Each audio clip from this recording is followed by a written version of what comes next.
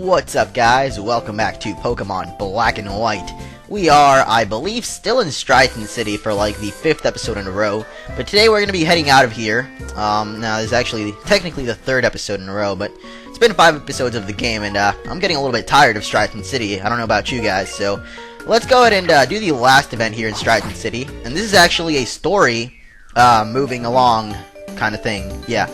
So it's basically a story event, so let's go ahead and cut this tree, and you see Bianca will come here, and we're actually investigating the Dreamyard, which is actually where Fennel told us to come, because there's a nice Pokemon here that is being attacked by Team Plasma, so let's go ahead and check that out right now, and look at that, it's a nice little Munna. It's actually a new Pokemon we haven't even seen yet. You can actually catch it right in this route. It is the new Pokemon for this route.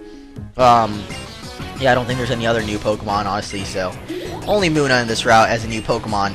And there is Team Plasma. This is actually the first, like, main story kind of thing, where the story actually starts to develop, because back in Accumula Town, there really wasn't a lot going on. It was just introducing the leader of Team Plasma, Getsis, and also N. He's a very mysterious man, N, so I don't know. But this time around, there's Team Plasma, and they're kicking around Munna because they want his Dream Smoke, which I don't know about you, but actually it's Dream Mist. I guess makes sense for them to censor it, because Dream Smoke just sounded, I don't know, you can try to figure it out, but yeah, there's a little glitch going on there in the graphics where the Team Plasma logo comes up. It's like a blue background. It's not supposed to be that way, but I don't know, I guess I'll have to deal with that. But yeah, let's go ahead and begin here, and basically they're trying to get the Dream Mist off of Munna for whatever reason. The Dream Mist is supposed to make dreams come true or something like that, so I guess it makes sense for them to want it so that they can get their dreams of ruling the world to come true and stuff like that. But they cannot get that to happen because, unfortunately for them, I am here. And if you guys haven't noticed yet, yeah, it actually worked there, the little logo coming up. Team Plasma are all gingers. I don't know if you've noticed that, but they all have red hair except for Getsis and N, which have blonde hair, but all the little Dream Plasma grunts, and I think even the leaders, not the sages or anything, but like just the actual leaders, I think they all have red hair, so I don't know what's up with that. You just have orangish hair. They had the little freckles on their face. They'd probably be gingers, but here's something pretty cool actually, what happens now. There is a Getsis, the man. What are you two doing goofing off? Oh man, you're in trouble. We, Team Plasma, shall separate Pokemon from foolish people. And there we go, oh man, Getsis has got the power of the Shadow Clone Jutsu. I don't know what's going on here, let's see. And they come running off.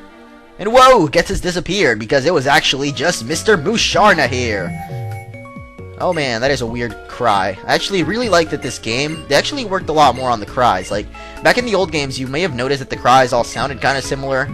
This game, they're pretty distinct. Like, I heard Dwebel's little sound effect earlier today, when I was playing my real game, and it wasn't just like a normal Pokemon cry, it was actually like a little jittering sound like a hermit crab would do, so it was pretty awesome. But here, we basically saved Munna, because Musharna basically projected the image of Getsis. It was basically like a hologram kind of thing.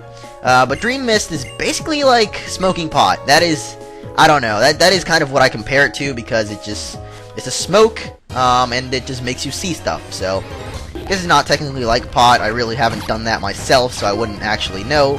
But I guess it makes you hallucinate and see things. I know there are some drugs that do that. I really don't know which ones, but yeah, it must be like some kind of drug like that. There are actually a few items that we can get here, and hopefully I'll be able to avoid seeing any wild Pokemon. I already found a Munna there. I'm not really going to catch it, but if you guys would like a Munna, it is a pure Psychic type Pokemon. It evolves by Moonstone, which you can actually get a Moonstone pretty close by. I think in Hewn City, or Castelia now, you can get one of those, or actually a little bit earlier, maybe. I know you can get one not that far away, so yeah, if you want to get a Munna, you can go ahead and do that, and you will get the Moonstone to evolve it pretty soon. And of course, when I say I don't want to run into any more wild Pokemon, I obviously have to run into a stupid Purloin. I'm not calling it stupid because it's bad, but I just don't like it that much.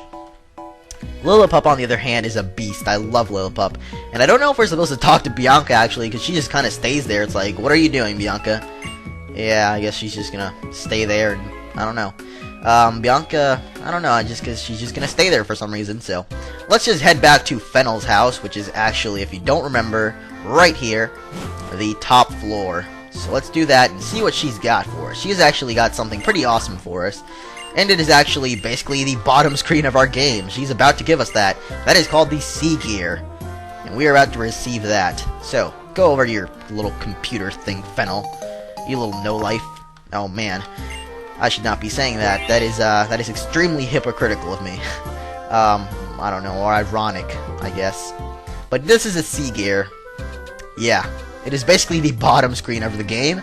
That is basically the C gear. It has online, infrared, which is what IR stands for, and wireless. So basically, with online, you can go into like the dream world. With IR, you can do some other stuff. With wireless, you can do some other stuff. I really don't know. I guess we'll go into detail in it in a little bit. I'll show off what you can do with it, kind of. And she will also give us the pal pad, or rather, her little pal here. Get it? Haha. Fennel's little pal will give us the pal pad, and we can use that to register friends and battle on Wi-Fi and all that good stuff. But let's go ahead and take a look into the C gear here. I'll zoom out, or actually just put on the bottom screen.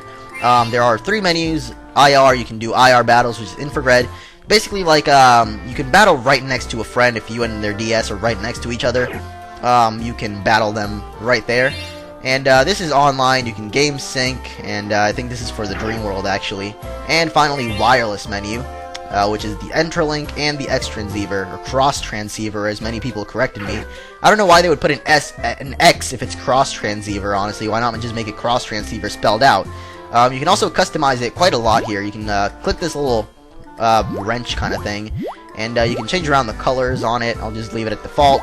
You can also click on C gear here and change what it looks like from, you know, there's a variety of stuff from like honeycombs to stars, and also fire and squares and circles, and I don't know.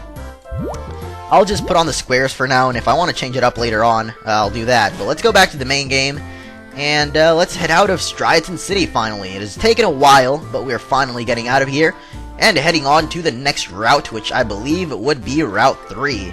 So, hello old man, you can no longer harass me because I have got my shiny gym badge. So let's go on and into Route 3. And right off the bat, we're in Route 3, we see a frickin' daycare center. I'm not kidding. There is a daycare center right here.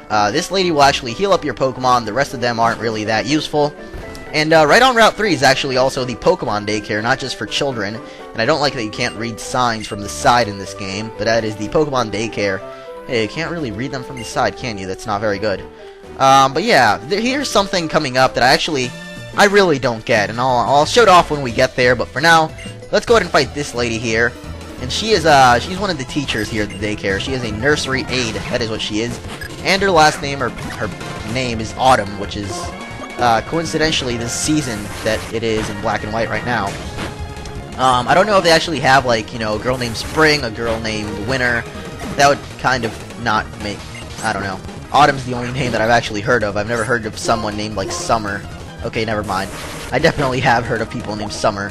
I've never heard of anyone named Spring or Winter, but I've definitely heard Summer and Autumn, so, or at least this is the first time that I hear Autumn is with this girl here.